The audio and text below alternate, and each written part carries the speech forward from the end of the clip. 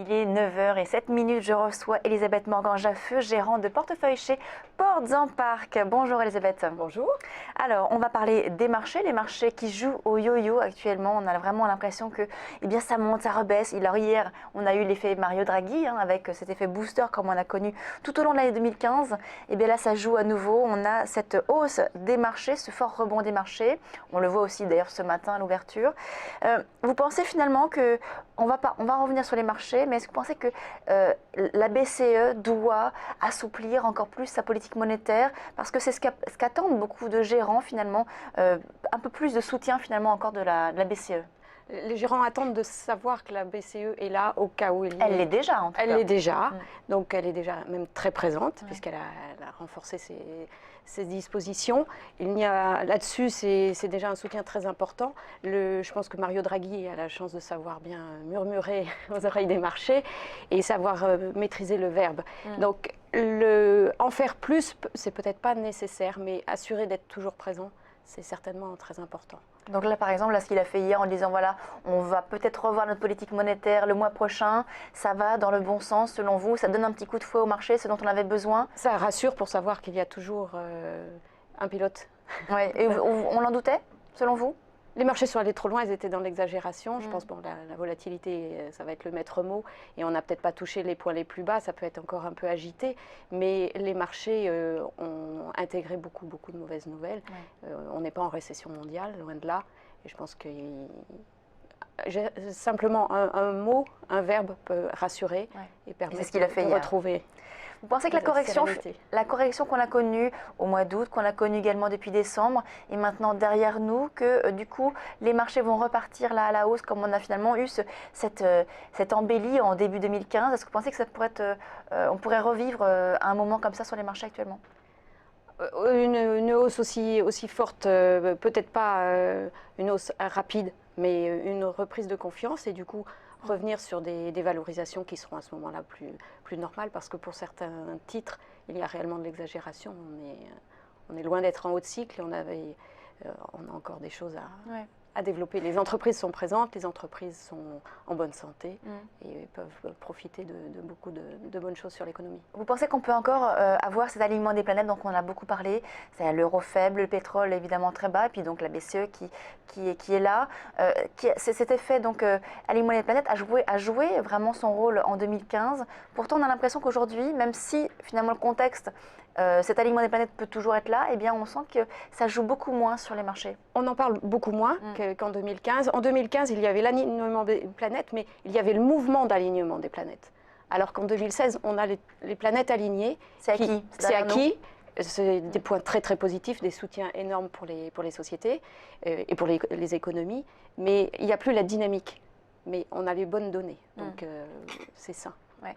Vous dites qu'il y a eu de l'exagération sur certains titres, que finalement les valorisations devraient redevenir plus normales. Est-ce que vous estimez au final que aujourd'hui c'est un bon point d'entrée pour revenir sur les marchés, les indices européens notamment, vu qu'on a beaucoup baissé? Oui, on peut commencer à on fait ses courses là aujourd'hui? On commence à faire ses courses. Oui.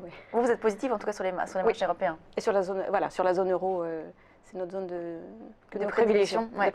Beaucoup de gérants en tout cas disent que vous êtes gérante action européenne, on va y revenir, mais beaucoup de gérants disent privilégier aussi donc cette zone euro par rapport aux États-Unis ou par rapport au Japon ou évidemment aux pays émergents.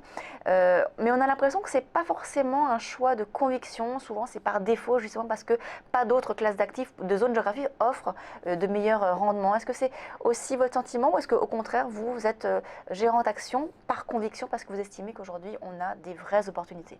Les marchés de taux sont devenus plus difficiles, les rendements attendus vont être beaucoup plus faibles. Donc la classe d'actifs actions présente, elle, au contraire, des croissances, des progressions. Et la zone géographique, la zone euro, c'est le foyer de croissance où il y a de la dynamique. Les États-Unis sont en bonne forme, mais peut-être plafonnent un petit peu. Et les zones émergentes sont plus délicates. Bon, il y a différents camps dans les émergents, selon qu'ils sont producteurs ou acheteurs de matières premières.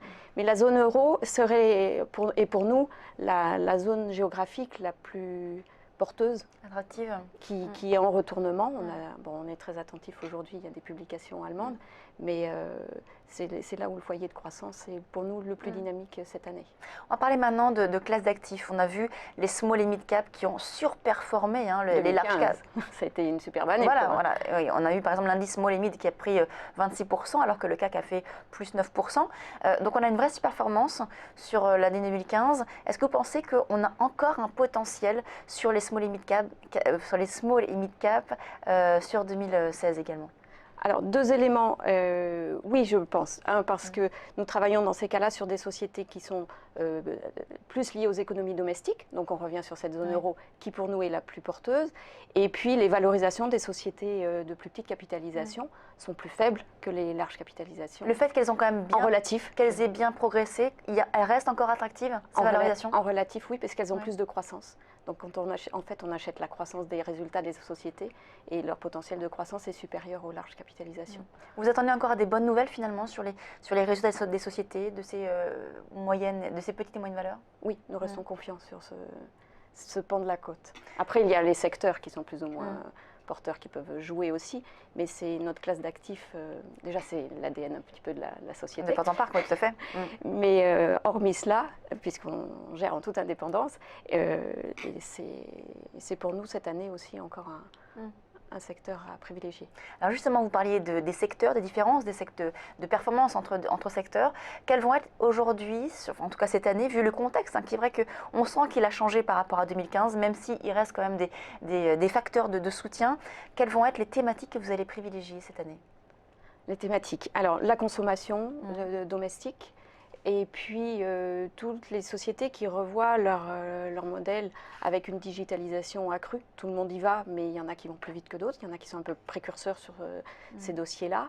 Et un aspect assez défensif aussi, consommation et santé qui sont assez... Oui, la santé. C'est vrai que la santé, ça avait sous-performé. Tout ce qui est pharma et toutes ces valeurs ont été pas mal décotées. Est-ce que vous estimez aujourd'hui que maintenant les bilans sont sains, qu'on peut revenir sur ces secteurs-là? C'est un bon timing? C'est toujours bon d'en avoir un petit peu. Je pense que dans les portefeuilles, il y a un équilibre à avoir et il y a toujours un peu de santé pour soutenir. Et puis, il y a des sociétés aussi qui apporteront des rendements sur lesquels on est à peu près sûr d'avoir le coupon. Ce n'est pas le cas de toutes les sociétés. Ouais. Et ça peut être aussi une thématique. Je faisais des valeurs de rendement.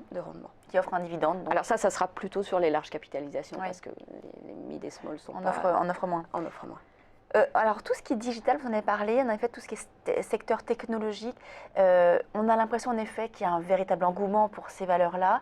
Est-ce qu'on n'est pas quand même un peu sur un surengouement pour ces valeurs-là ça refait penser un petit peu à ce qui se passait. Mortard. Pardon? Les clics et mortards d'il y a. Voilà, ça fait penser un petit peu à ce qui s'est passé sur la bulle Internet dans les années 2000. Oui. On était tous très positifs sur ces ensembles de valeurs. Parfois, les valorisations n'avaient rien à voir avec vraiment la société. Aujourd'hui, est-ce que ça pourrait être un risque sur ces valeurs? Ça peut être un risque. Je pense qu'on n'en est pas là du tout. Mais c'est une thématique qui revient chez toutes les entreprises. Il y a une structuration et je pense qu'il faut être dans l'air du temps. Et les entreprises sont obligées d'adapter leur modèle à la société actuelle. Et ça passe par ça. Je ne pense pas que sur les marchés, pour l'instant, ça soit survalorisé. Ouais. Mais le risque... On reste vigilant quand même. Donc la consommation domestique, la techno et la santé, aujourd'hui, ce sont vos paris chez Ports en Parc. Ouais. Merci Elisabeth Morgan-Jaffeux, donc gérante de portefeuille chez Ports en Parc. Vous restez avec nous, on va parler justement d'un de vos fonds chez Ports en Parc. À tout de suite.